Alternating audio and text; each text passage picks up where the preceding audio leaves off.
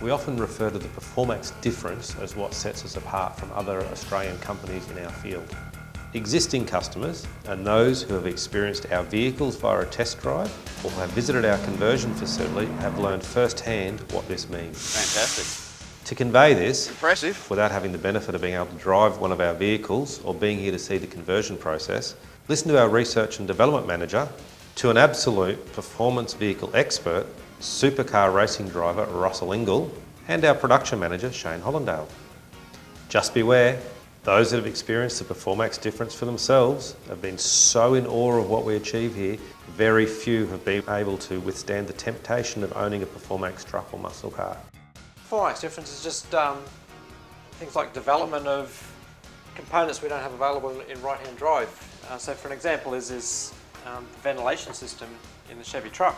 The original ventilation system, as we move the heater box over, isn't able to be copied, and what we basically do is set a vehicle up, develop, draw. We can 3D prototype with our 3D printer, assemble it in a vehicle, and we can flow it, we can test it. With any alterations that are taken into consideration, we can make those alterations. We can also look at the parts, and through our moulding techniques that we do here, we then examine a component, look for undercuts and best possible way of moulding it and reproducing it to replicate an equivalent of an OE component. Now, with some of these components, when they're assembled in the vehicle, after doing the testing on them, we actually find that we've had better results than what genuine original components fitted to the vehicle do. With other components, not just on the rack, but we have the ability to grab a left-hand drive component, and we have a 3D scanner. And the 3D scanner gives us the ability to basically scan an item three-dimensionally. We can then simulate that and export that into CAD. And by making a new component, we can either use it as an overlay or use it as a component to get a true mirror image of the component. These components can be printed in our 3D printer, and one of the best things with the 3D printer is we can print it out, try it, doesn't fit, or there's slight alterations to be made to it, we can make those alterations, we can print it out again. All of our components we keep a record of, and they're all documented into a parts catalogue. Now, the parts catalogue also contains parts that have become obsolete. Now, the reason their records are kept of those is obviously previous conversions that we've done. If something ever comes back about the vehicle, there's repairs to be carried out, we still have a record of what components would have been used on older vehicles. Well, this is what sells it. Yeah. This is what will sell your business, you know, because the problem is, I think, with this industry over the years, there's been quite a few cowboys, you know, and probably put people off from the quality and bad reps to them. Then they come here and see it's, you know, as good as you're going to get out of the factory, you know, if not better. So that's the other thing that's always made me a bit hesitant about cars that have been converted, because the trouble is, there's no doubt there's a few cowboys out there, and it's a big thing, and it's a safety thing as well. Of course, yeah. And after I had a look around the facilities, I mean, you know, long and short of it is, there was no argument, you know, it was like they do it properly. To be quite honest, especially seeing in the factory today, having a look around, they've probably made it and fixed a few things better than the factory has. They are, yeah. You know, so it's pretty good. Like the fit and finish is perfect. And I'm pretty fussy about stuff as well. You know, I hate things that aren't right. You know, I'm a bit of a perfectionist, and I suppose it's coming from the motorsport industry, where everything has to be perfect. It just has to be, because if it isn't, something's going to go wrong. You'll break down and lose a race. It was the same thing. That just carries over, and I like everything perfect, and I hate anything that looks dodgy or feels dodgy. And it's just perfect. Like, you honestly can't pick it. I mean, you could go over that entire car and think that's how it came into the factory. There's no way you could pick anything. So probably one of the biggest things, and one of the things that's put me off of actually buying a car from the States before, is the conversion side of it.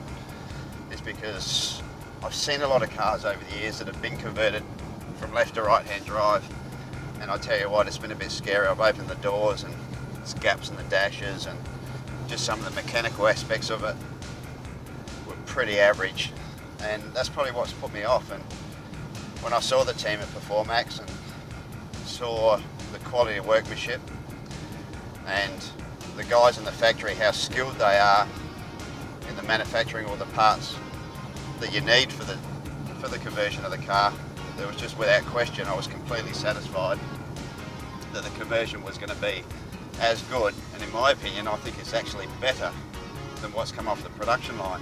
It's a huge job, a lot more than what I thought. Very nice though. I reckon they've even solved a few of the problems and fitment problems that they've had from the factory. So you drive the car and it's perfect. Like you go over a bump, it's tight, nothing rattles, there's no squeaks. It feels good on the road, it feels tight.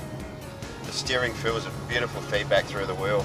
The fitment of the dash is unbelievable. I can't get over how good everything is in the car. There's no gaps, everything's absolutely where it's supposed to be. So, you know, it's a big achievement.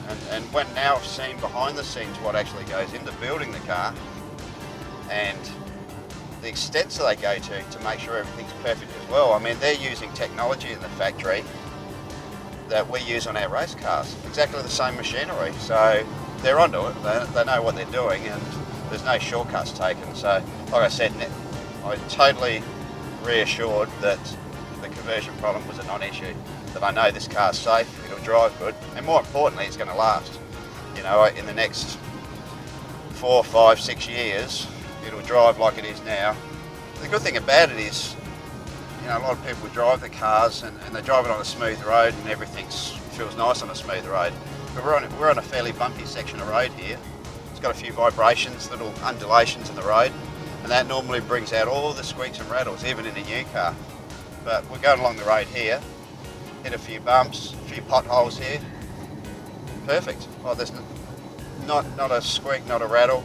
Like I said, I've been in plenty of new cars, brand new Australian built cars that have got more noises than what this has. This is absolutely perfect. So look at that, we've just gone over a decent sized bump, not a thing. Like it's an absolute credit to the guys that have put the work into this car. It's just perfect.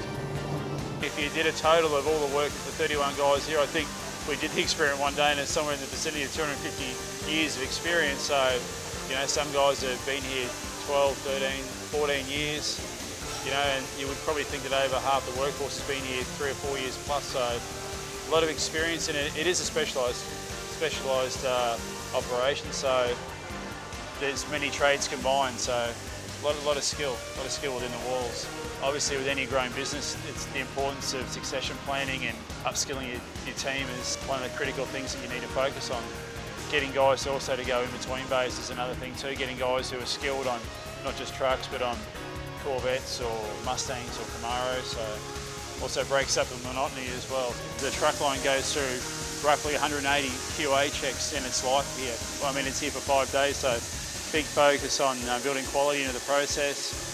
The amount of care they take with, you know, wrapping the vehicles and the dedication, I think, of the technicians, it's apparent when they do come through. That's right, a lot of the guys here have grown with the business.